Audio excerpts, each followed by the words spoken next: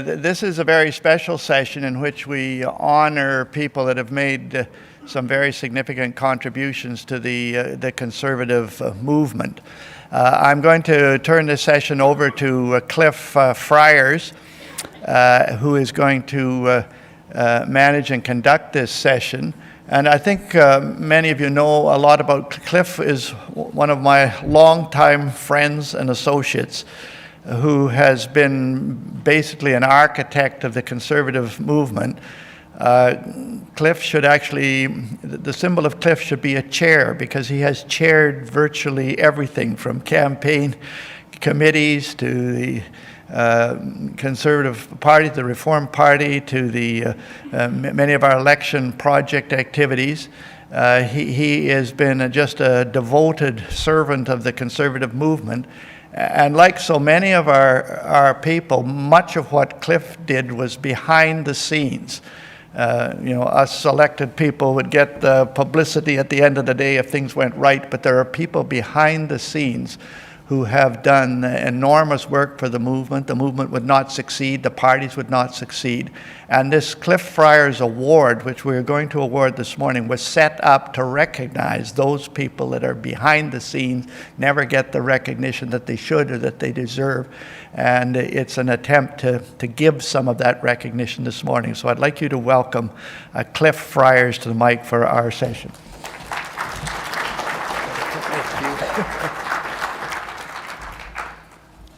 Ladies and gentlemen, it's nice to see everybody. We will no doubt have some other people come in as we go through the process. As you know, my name is Cliff Friars, and I happen to be the chair of the Manning Centre. As Preston also pointed out to you, I have two functions. One is to deal with the award for service to democracy, and the other one is to deal with the passing of various folks in our movement.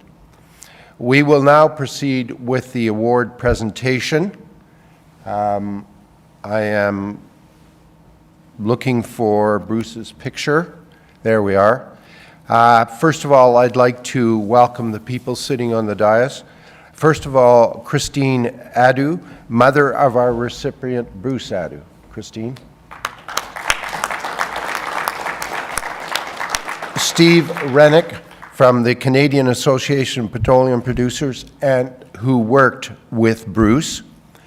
Grant Dingwall, who was a very close friend of Bruce and worked with him on campaigns and has been in attendance here and even had a booth here in the past. And of course, Preston Manning himself. In 2014, our board established this award for those who contributed to our democratic political world, but did so from what, as I say, from behind the lights, behind the glare of public office. Preston addressed this somewhat. In 2015, we gave the award to Ted Byfield.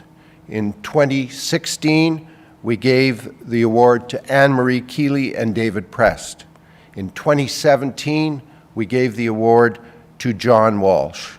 In 2018, the award went to Ian Todd.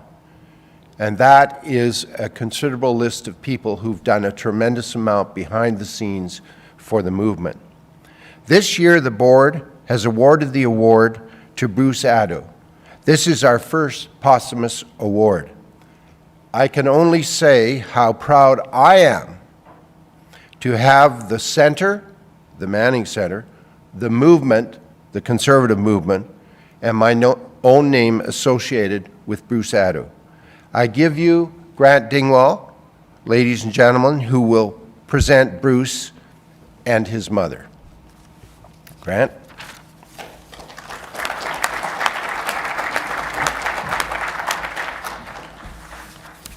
Good morning, everyone.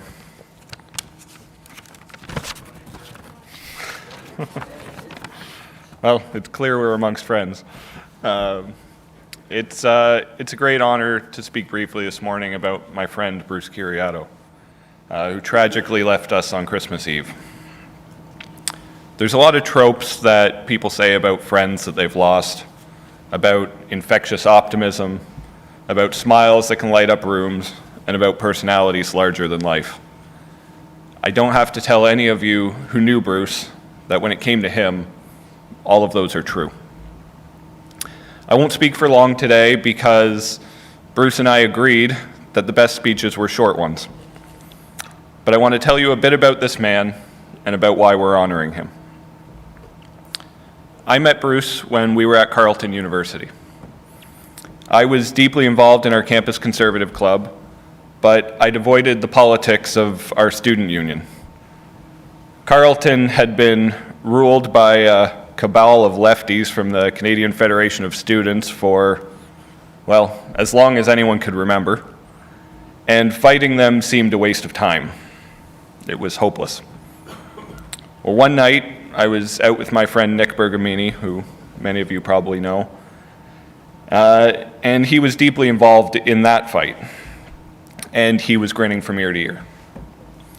I asked him what was up, and he told me, "We found this guy." He said, "With this guy, we're going to win." I laughed. It was absurd to think that we could win. But Nick pushed me to meet him, and he told me, "You'll see."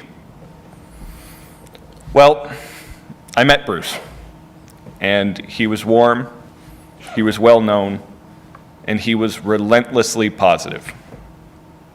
I spent only a few minutes with him that day, but the next time that I saw Nick, I agreed. If we ran Bruce, we were going to win. Well, the CFS is the CFS, and Bruce won the most votes, and he was disqualified after they were counted.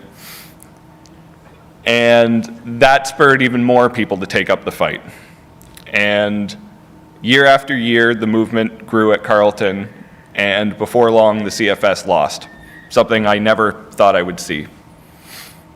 That never would have happened if Bruce hadn't taken on an impossible task and then accomplished it. Bruce went on to do some great things elsewhere, building an impressive network. He went out west and he worked for Wild Rose. He worked for CAP, as was already mentioned. He worked for Michael Chong, and most recently he worked for Rod Phillips. I wish that I could tell you guys that there was something special about my bond and my relationship with Bruce. That we bonded over the fact that we both had struggled through some hard times or something of that sort. I want to tell you that, but the honest truth is that I think everyone who knew Bruce felt that kind of deep connection with him. Bruce made everyone feel special. And that's why Bruce was so special. Bruce was inherently decent, honest, and kind. He was the best amongst us, and he will be missed and never forgotten. Thank you.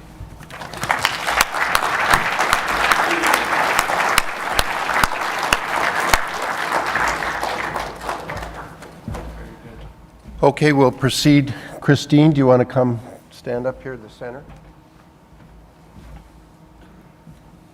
Christine, I'm delighted to present you with this award. We, of course, have a plaque that remains in the center, and with the names that I gave plus now Bruce's, this is for you and in honor of your son. Wonderful.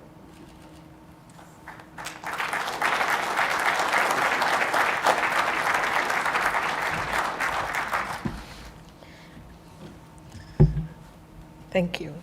Thank you.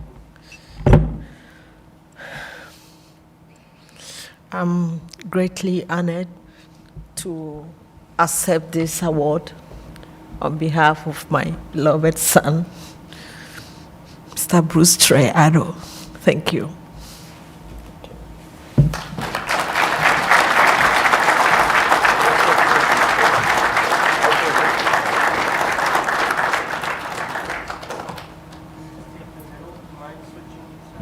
Okay.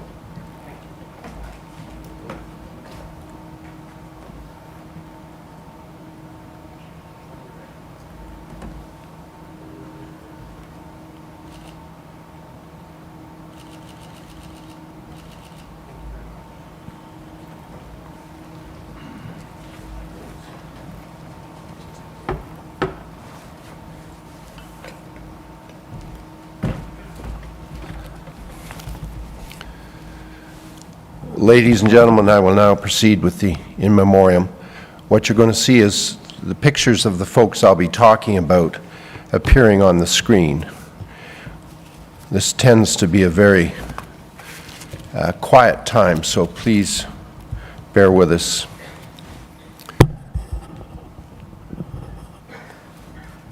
Gordon Keith Brown. Gordon was a Conservative member of the Parliament in the House of Commons from 2004 until his passing. Gordon sat on several all-party caucuses focusing on rural issues, health issues, border and other issues, and participated in numerous parliamentary groups. He also served as chair of the Ontario Conservative Caucus under Stephen Harper. He was born in Toronto, graduated from Carleton University in 1983 with a degree in political science, and he had an interest in the family-run business in Gananoque, Ontario. Gordon Keith Brown.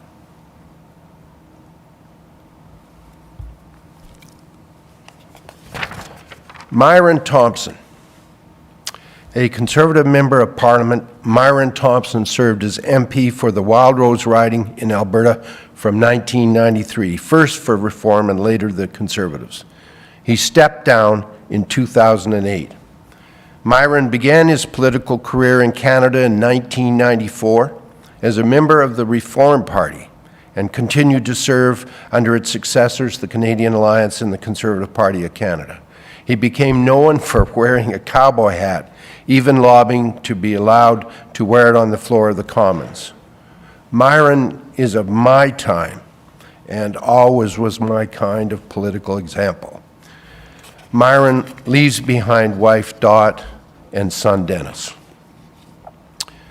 Michael Wilson. Member of Parliament Michael Wilson was the chairman of Barclays Capital Canada Inc. from May 2010 until his passing. He was elected to the House of Commons of Canada as a Progressive Conservative Member of Parliament in the 1979 general election. In 1991, after 7 years as Minister of Finance, Michael became Minister of Industry, Science and Technology and Minister of International Trade, all so he could participate more focused basis in negotiating the North American Free Trade Agreement. On April 9, 2015, it was announced that Michael was appointed as the new board chair of the Mental Health Commission of Canada.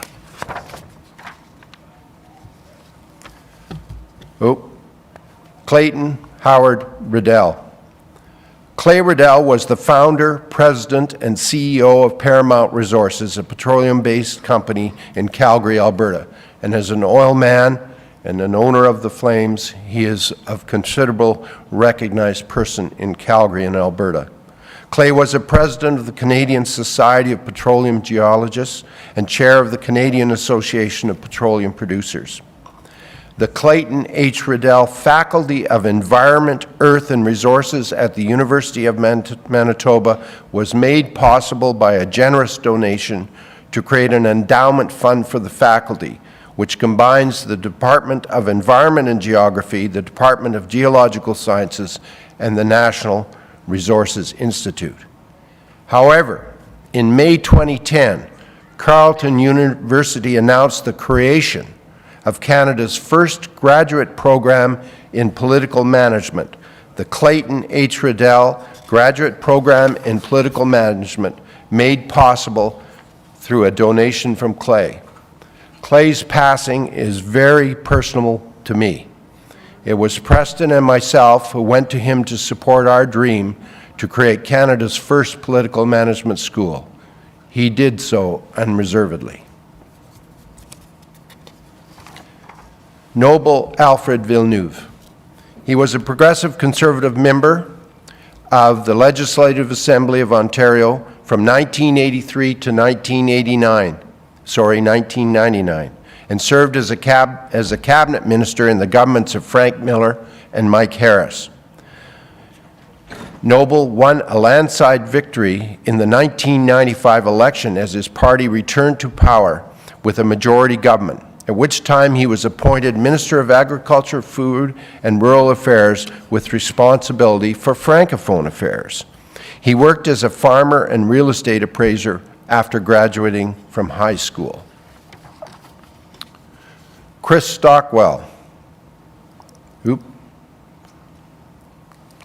I think I'm pushing buttons and they're pushing buttons. Chris Stockwell was a progressive conservative member of the Legislative Assembly of Ontario from 1990 to 2003 and served as a cabinet minister in the governments of Mike Harris and Ernie Eves. Before entering political politics, he had been a member of Etobicoke City Council and the Metro Toronto City Council. Chris was a Minister of Labour from 1999 to 2002, Minister of Environment and Energy for a brief time in 2002 before the portfolios were broken up, and acted as Minister of the Environment for the remainder of 2002 and 2003.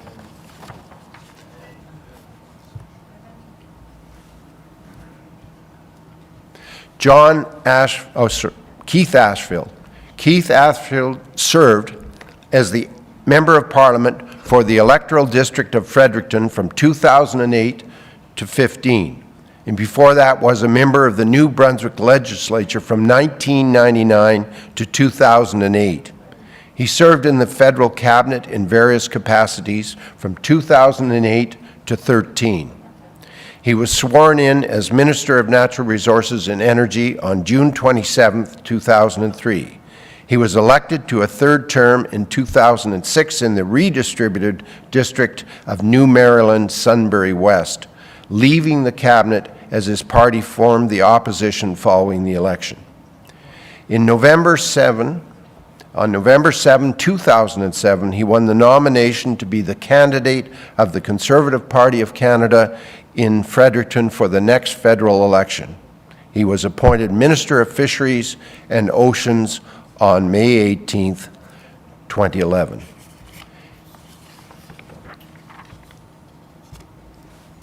Paul Dick.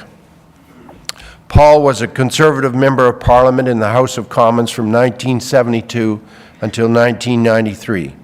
He was re-elected as an MP in the 1988 election for the redistributed riding of Lanark-Carleton, and was moved to the position of Minister of Supply and Services in 1989.